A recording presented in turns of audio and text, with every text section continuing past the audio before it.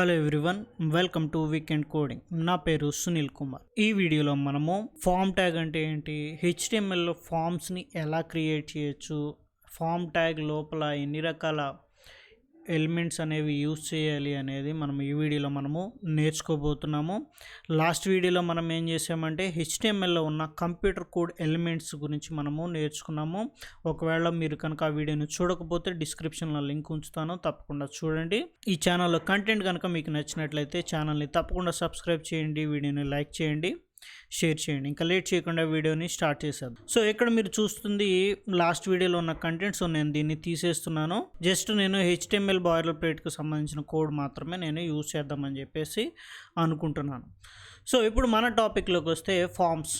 So మీరు చాలాసార్లు చూస్తూనే ఉంటారు, వెబ్సైట్లో మీరు ఏదైనా ఫామ్ని చూసే ఉంటారు, లేదా ఒక ఫేస్బుక్ కానీ సంథింగ్ ఏదైనా ఒక గవర్నమెంట్ వెబ్సైట్కి కానీ ఏదైనా వెళ్ళినప్పుడు మీరు దేనికైనా అప్లై చేయాలి అనుకున్నప్పుడు వాడు మీకు సంబంధించిన వివరాలు అనేవి వెబ్సైట్లో అడుగుతారు. సో ఆ వివరాలు ఎలా అడుగుతారంటే ఒక ఫామ్ లోపల అడుగుతూ ఉంటారు. సో ఆ ఫామ్ లోపల ఇన్ఫర్మేషన్ ఎలా క్రియేట్ చేస్తారు అంటే, ఎలా తీసుకుంటారంటే హెచ్టిఎంఎల్ లోపల ఫామ్ అనే ట్యాగ్ యూజ్ చేసి ఆ ఫామ్స్ అనేవి క్రియేట్ చేస్తూ ఉంటారు. So different types of forms ఉంటాయి, ఫామ్లో డిఫరెంట్ టైప్స్ ఆఫ్ ఫామ్స్ ఉంటాయి. సో మనకి సిచ్యువేషన్ బట్టి మనం యూజర్ దగ్గర నుంచి ఎలాంటి ఇన్ఫర్మేషన్ కలెక్ట్ చేయాలో దాన్ని బేస్ చేసుకుని మనము ఫామ్స్ అనేవి చేంజ్ చేస్తూ ఉండాలి. సో ఫామ్ లోపల నెంబర్ ఆఫ్ ఇన్పుట్స్ అనేవి ఉంటూ ఉంటాయి. సో సపోజ్ ఇప్పుడు యూజర్ అనేది నేమ్ కానీ వీటి ఇలాగా ఎంటర్ చేస్తూ ఉంటే ఆ ఇన్పుట్ టైప్ అనేది టెక్స్ట్ తీసుకోవాలి. నెంబర్స్ కానీ మనం ఎంటర్ చేయాలి అనుకుంటే నెంబర్స్ ఇవ్వాలి, లేదా క్యాలెండర్కి సంబంధించిన ఇన్ఫర్మేషన్ ఉంటే క్యాలెండర్కి సంబంధించింది, లేదా డేట్ టైం ఇలాంటి ఇన్పుట్ అనేది మనం ఇస్తూ ఉండాలి. ఇలాగ డిఫరెంట్ టైప్స్ ఆఫ్ ఇన్పుట్స్ అనేవి ఉంటూ ఉంటాయి. ఆ ఇన్పుట్స్ ఏంటో మనం చూద్దాం. సో ఈరోజు వీడియోలో మనం ఏం చేద్దాము అంటే, లైక్ ఇలాగ ఉంది కదా, మీరు చూస్తున్నారు కదా ఫామ్, ఈ కైండ్ ఆఫ్ ఫామ్ని మనం క్రియేట్ చేద్దాం. సో ఆ ఫామ్లో మనం ఏం చేయాలి అంటే యూజర్ దగ్గర నుంచి వాళ్ళ first name last name collect చేసుకోవాలి. మనము కలెక్ట్ చేయాలి. కలెక్ట్ చేసి దాన్ని సర్వర్లో ఆ ఇన్ఫర్మేషన్ని సర్వర్కి పంపి దాన్ని డేటాబేస్లో స్టోర్ చేయాలి. సో ఎవరికైనా సరే మెయిన్ థింగ్ అక్కడ ఏం జరుగుతుంది, మనం జస్ట్ ఇక్కడ ఏం చూస్తున్నాము, హెచ్టిఎంఎల్లో ఫామ్ మాత్రమే చూడగలుగుతున్నాం. బట్ అలా కాదు, మనకి కావాల్సింది మెయిన్ ఇన్ఫర్మేషన్ అనేది దాన్ని సర్వర్ సైడ్కి పంపించి సర్వర్ నుంచి డేటాబేస్లో ఆ ఇన్ఫర్మేషన్ అనేది స్టోర్ చేస్తూ ఉంటారు. సో మనము సర్వర్ లాంగ్వేజ్ కానీ డేటాబేస్కి సంబంధించి కానీ ఇంకా ఏం నేర్చుకోలేదు. ఒకవేళ మీకు దాని గురించి కనుక ఐడియా ఉంటే మీకు నేనేం చెప్తున్నానో మీకు ఈజీగా అర్థమవుతుంది. సో ఇప్పుడు ముందు అంత డెప్త్గా వెళ్ళకుండా ముందు మనం ఒక హెచ్టిఎంఎల్లో ఫామ్ అనేది ఎలా క్రియేట్ చేయాలనేది ఇప్పుడు చూద్దాం. సో ముందుగా మనము ఫామ్ క్రియేట్ చేయాలంటే ఫామ్ అనే ట్యాగ్ అనేది తీసుకోవాలి. సో ఫామ్ ట్యాగ్కి ఒక యాట్రిబ్యూట్ ఉంటుంది, యాక్షన్. ఈ యాక్షన్ యాట్రిబ్యూట్లో ఏం చేస్తుందంటే, ఎప్పుడైతే మనం ఫామ్లో ఏదైతే ఇన్పుట్ ఇస్తామో దాన్ని సబ్మిట్ చేస్తామో, సబ్మిట్ చేసినప్పుడు ఏ సర్వర్కి లేదా ఏ సర్వర్ ఫైల్కి సంబంధించిన ఏ ఫైల్కి దాన్ని పంపించాలి, మనం ఎంటర్ చేసిన ఇన్ఫర్మేషన్ పంపించాలి అనుకున్నప్పుడు ఆ ఫైల్కి సంబంధించిన నేమ్ అనేది ఇక్కడ ఇవ్వాలి. సో దాన్ని ఇప్పుడే కాదు, మీకు తర్వాత చూపించబోతున్నాను. సో నెక్స్ట్ థింగ్ ఏంటి అంటే, ఫామ్ లోపల లేబుల్ అనే యాట్రిబ్యూట్ చాలా ఇంపార్టెంట్. లేబుల్ యాట్రిబ్యూట్ కాదు, లేబుల్ ట్యాగ్. సో ఇక్కడ మీరు చూసారు కదా, ఫస్ట్ నేమ్ అనే దాన్ని ఇలాగ క్రియేట్ చేయాలంటే ఫామ్స్లో ఎలా తీసుకుంటూ ఉంటారంటే, ఇలాగ లేబుల్ అని తీసుకుని దాన్ని ఫస్ట్ నేమ్ అని ఇలా ఇచ్చేసేయాలి. ఫస్ట్ నేమ్ అని ఇలా ఇచ్చిన తర్వాత నేను సేవ్ చేస్తున్నాను. ఆ తర్వాత మనము ఈ లేబుల్ లోపల మీరు కావాలనుకుంటే లేబుల్ లోపల ఇన్పుట్ అని సెల్ఫ్ క్లోజింగ్ ట్యాగ్ ఉంటుంది. ఇన్పుట్లో టైప్ అనే యాట్రిబ్యూట్ ఉంటుంది. టైప్ ఇక్కడ మనం ఇవ్వాలంటే టెక్స్ట్ అనే వాల్యూ ఇవ్వాలి. సో నెక్స్ట్ థింగ్ ఏంటి అంటే, ఈ ఇన్పుట్కు మనం ఒక నేమ్ ఇవ్వాలి. సో ఈ నేమ్ అనేది చాలా ఇంపార్టెంట్. సో ఈ నేమ్ ఫస్ట్ నేమ్ అనే ఇచ్చేసాను నేను. జస్ట్ లేదు అంటే నేనేమిస్తానంటే ఈ యూజర్ ఫస్ట్ నేమ్ అని ఇస్తాను. నెక్స్ట్ థింగ్ ఇంకొక లేబుల్ తీసుకోవాలి. సో ఇక్కడ మనం ఎందుకు ఇంకొక లేబుల్ తీసుకోవాలంటే, ఆల్రెడీ ఒక లేబుల్లో మనం ఫిల్ చేసాం ఫస్ట్ నేమ్ అని. నెక్స్ట్ లాస్ట్ నేమ్ అని చెప్పేసి ఇవ్వాలి. ఇప్పుడు చూడండి, మనం చేంజెస్ చేసాం కదా ఆల్రెడీ, వాటి నుంచి ఇన్పుట్ ఏమొస్తుందో మీరు చూడొచ్చు. సో ఇలాగ మనకి ఇన్పుట్ అనేది క్రియేట్ అయిపోయింది.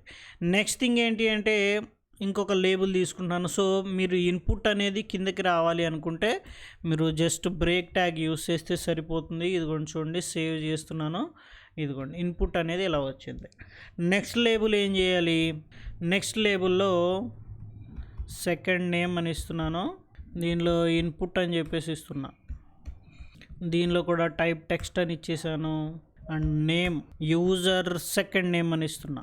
సో ఇదిగోండి చేంజెస్ సేవ్ చేసిన తర్వాత మనకి ఎలా వస్తుంది. సో ఇది ఇక్కడ ఎందుకు దీనిపైనే వస్తుంది అంటే ఈ రెండు కూడా ఇన్లైన్ లెవెల్ ఎలిమెంట్స్. సో నేను ఈ బ్రేక్ లేబుల్ తర్వాత కూడా ఇంకొక బ్రేక్ ట్యాగ్ ఇస్తున్నాను. సో చూడండి ఇలా వచ్చేసాయి. సో నెక్స్ట్ థింగ్ నేను ఏం చేద్దాం అనుకుంటున్నానంటే ఇక్కడ మీకు లేబుల్ లోపల ఫర్ అనే ఒక యాట్రిబ్యూట్ ఉంటుంది. సో ఇది దేనికోసం అంటే ఇక్కడ మనం నేమ్ ఇచ్చాం కదా. సో ఇక్కడ number different types of labels ఉన్నాయి. మనము ఒకటి కంటే ఎక్కువ లేబుల్స్ అనేవి తీసుకున్నాం. సో ఈ లేబుల్ అనేది దేనికోసం క్రియేట్ చేసాము అనేది ఇన్పుట్కి, ఏ ఇన్పుట్ కోసం ఈ లేబుల్ క్రియేట్ చేసాము అనేది ఈ ఫర్ లోపల చెప్పాలి. ఎలా ఇవ్వాలి అంటే ఫర్కి నేను ఒక ఫస్ట్ నేమ్ అని ఇలా ఇచ్చాను. అండ్ ఇన్పుట్లో ఐడి అని తీసుకోవాలి. ఐడిలో మీరు ఫర్లో ఏమని ఇచ్చారో సేమ్ అదే ఇవ్వాలి ఇక్కడ. నెక్స్ట్ ఇక్కడ కూడా లేబుల్లో ఫర్ తీసుకొని సెకండ్ నేమ్ అని ఇచ్చాను. మరలా ఈ ఇన్పుట్ దగ్గర కూడా ఐడి తీసుకొని, ఐడి యాట్రిబ్యూట్ తీసుకొని ఇలాగా సెకండ్ నేమ్ అని ఇచ్చేసేయాలి. సేమ్ నేమ్ ఏదైతే ఇచ్చారో ఆ నేమ్ ఇవ్వాలి. ఎందుకంటే దీనికి అర్థమవుతుంది, ఈ లేబుల్కి అర్థమవుతుంది ఇన్పుట్ ఐడి, ఇన్పుట్ ఎక్కడ ఉందో, సెకండ్ నేమ్ అనే ఐడి ఎక్కడ ఉందో అక్కడ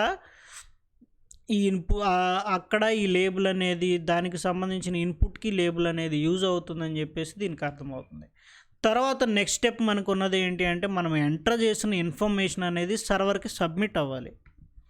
సో ఇక్కడ చూడండి సబ్మిట్ బటన్ అనేది ఇలాగ మనం క్రియేట్ చేయొచ్చు. అలాగ సబ్మిట్ మాత్రమే కాకుండా మనకు నచ్చింది మనం క్రియేట్ చేయొచ్చు. సో ఇప్పుడు నేను ఏమి ఇస్తానంటే బటన్ అనే ఒక ట్యాగ్ ఉంటుంది. ట్యాగ్ లోపల నేను సబ్మిట్ అని ఇచ్చేసాను. సబ్మిట్ అని ఇవ్వగానే బటన్ లోపల ఇలాగ సబ్మిట్ అని వస్తుంది. బట్ దీనికి మనము టైప్ యాట్రిబ్యూట్లో బటన్ సబ్మిట్ అని ఇవ్వాలి. సో ఇక్కడ మీరు టెక్స్ట్ మీకు నచ్చింది ఏదైనా ఇవ్వచ్చు. నేను ఇక్కడ మీరు సబ్మిట్ అనే కాదు ఏ టెక్స్ట్ అయినా ఇవ్వచ్చు. సెండ్ అది మీరు యూజర్కి ఏం డిస్ప్లే అనుకుంటున్నారో దాన్ని బేస్ చేసుకుని మీరు ఇలా ఇవ్వచ్చు. సో మరలా నేను సబ్మిట్ అని ఇచ్చేసాను. సో ఇప్పుడు మన మెయిన్ థింగ్ ఏంటి అంటే మనం ఏదైతే ఈ ఇన్పుట్లో ఇన్ఫర్మేషన్ ఎంటర్ చేస్తామో అది ఏమవ్వాలి అంటే లేదా అది సర్వర్కి సెండ్ అవ్వాలి. సో సర్వర్కి సెండ్ అవ్వాలంటే మనము సర్వర్ లాంగ్వేజ్కి సంబంధించిన ఒక ఫైల్ అనేది ఇక్కడ చూపించాలి. సో మీరు ఇక్కడ చాలా బాగా అర్థం చేసుకోవాలి. సర్వర్ అనే కీవర్డ్ వాడుతున్నాను నేను. సర్వర్స్ అంటే ఏంటో నేను మీకు చెప్పాను, అవి ఎలా పనిచేస్తాయో కూడా మీకు చెప్పాను. కావాలంటే మన HTML ప్లేలిస్ట్లో ఆ సర్వర్కి సంబంధించిన సర్వర్స్ అంటే ఏంటో అవి ఎలా పనిచేస్తాయో మీకు చెప్పాను. సో సింపుల్గా మరలా రిఫ్రెష్మెంట్ కోసం నేను ఏం చేస్తానంటే మనము HTML రాసేది ఏంటంటే క్లయింట్ సైడ్ రాస్తున్నాం, అంటే బ్రౌజర్లో మనము HTML రాస్తున్నాము.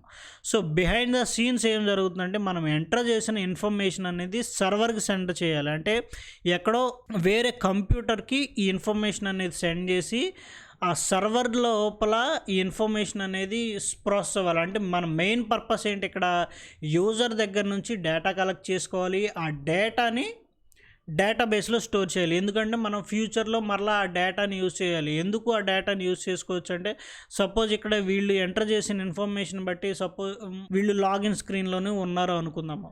లేదా సపోజ్ మీరు ఇప్పుడు ఫేస్బుక్ పేజ్ని క్రియేట్ చేస్తున్నారు, ఫేస్బుక్ లాగిన్ని క్రియేట్ చేస్తున్నారు.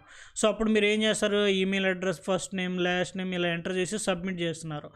మరలా మీరు ఆ క్రెడెన్షియల్సే యూజ్ చేసుకొని మరలా మీరు లాగిన్ అవుతారు. సో ఇలా లాగిన్ అయ్యేటప్పుడు ఏమవుతుంది, మరలా మీరు ఏదైతే ఫస్ట్లో ఇన్ఫర్మేషన్ ఫేస్బుక్ ఇచ్చారో అది డేటాబేస్లో స్టోర్ చేసి ఉంచుతుంది. ఎందుకోసమో మరలా మీరు లాగిన్ అవ్వడానికి కోసమో దాని ఫ్యూచర్ పర్పస్ వాడడం కోసం ఆ డేటాని స్టోర్ చేస్తారు. సో ఇక్కడ కూడా ఏంటంటే మనము డేటాని యూజర్ దగ్గర నుంచి ఏదైతే కలెక్ట్ చేస్తున్నామో ఆ డేటాని స్టోర్ చేయడం అనేది చాలా చాలా ఇంపార్టెంట్. సో అందుకని చెప్పేసి నేను ఏం చేస్తున్నాను, ఇక్కడ మనము ముందు ఈ డేటా స్టోర్ అవ్వాలి అంటే మనము బ్రౌజర్లో ఏదైతే యూజర్ దాన్ని స్టోర్ చేస్తాడో ఎంటర్ చేస్తాడో దాన్ని సర్వర్కి పంపాలి. సర్వర్ ఏం చేస్తుందంటే డేటాబేస్లో స్టోర్ చేస్తుంది. సో అందుకని చెప్పేసి సర్వర్కి సంబంధించిన ఫైల్ పాత్ అనేది మనం ఇక్కడ ఇవ్వాలి. సో ఇక్కడ నేను ఏం చేస్తున్నానంటే సర్వర్లో ఒక test.php అని క్రియేట్ చేస్తున్నాను. సో పిహెచ్పి అనేది server side script, server side language. So అందుకని చెప్పేసి నేను test.php అని చెప్పేసి ఇచ్చేసాను. సో ఇక్కడ ఏంటంటే సో మీరు ఎప్పుడైతే ఈ ఫామ్లో ఇన్ఫర్మేషన్స్ ఎంటర్ చేసి సబ్మిట్ క్లిక్ చేస్తారో అది ఆటోమేటిక్గా ఈ ఫైల్కి test.phpకి ఈ ఇన్ఫర్మేషన్ అనేది సెండ్ అవుతుంది. సో అప్పుడు దాని లోపల వేరే రాస్తారు test.php అనే ఫైల్లో ఇంకా అంటే వచ్చిన ఇన్ఫర్మేషన్ ఎలా ప్రాసెస్ చేయాలి, దాన్ని డేటాబేస్లో ఎలా స్టోర్ చేయాలి అనేది అది అడిషనల్ థింగ్స్. సో ఇక్కడ మీకు ఏంటంటే యాక్షన్ యాట్రిబ్యూట్ ఎలా వర్క్ అవుతుందని నేను చెప్పడం కోసము మీకు చెప్తున్నాను. సో మేక్ ష్యూర్ మీరు ఖచ్చితంగా చూసుకోవాల్సింది ఏంటంటే ఇది అంతా మీరు ఏదైతే ఇన్ఫర్మేషన్ ఇక్కడైతే ఫిల్ చేయాలనుకుంటున్నారో అది మొత్తము ఫామ్ ట్యాగ్లో ఉండేలాగా మాత్రం ఖచ్చితంగా చూసుకోవాలి. సో ఇక్కడ నేను ఏం చేస్తున్నాను, సునీల్ అని చెప్పేసి ఎంటర్ చేస్తున్నాను. సో ఇక్కడ మీరు చాలా బాగా అబ్జర్వ్ చేయండి, నేను బ్రౌజర్ని పెద్దది చేస్తున్నాను. సో క్లిక్ చేశాను, వెంటనే క్లిక్ చేసిన తర్వాత ఇక్కడ ఏం జరిగింది, మనం ఏదైతే ఎంటర్ చేసామో ఆ ఇన్ఫర్మేషన్ మొత్తం సమ్వేర్ ఎక్కడికి వెళ్ళిపోయింది. ఆటోమేటిక్గా బ్రౌజర్ రిఫ్రెష్ అయింది. చూడండి మరలా ఫస్ట్ నేమ్ సెకండ్ నేమ్ అనేది ఎంప్టీగా చూపిస్తుంది. సో మీరు అబ్జర్వ్ చేసినట్లయితే యుఆర్ఎల్ ఒకసారి మీరు కనుక అబ్జర్వ్ చేశారంటే మనం ఏదైతే ఇన్ఫర్మేషన్ ఎంటర్ చేసామో సో ఇక్కడ మీరు అబ్జర్వ్ చేయండి, user first name is equal to Sunil అని వచ్చింది, user second name is equal to Kumar అని వచ్చింది. ఎందుకు అలా వచ్చినాయి అంటే మీరు ఇన్పుట్కి మీరు ఫస్ట్ నేమ్ అనే ఒక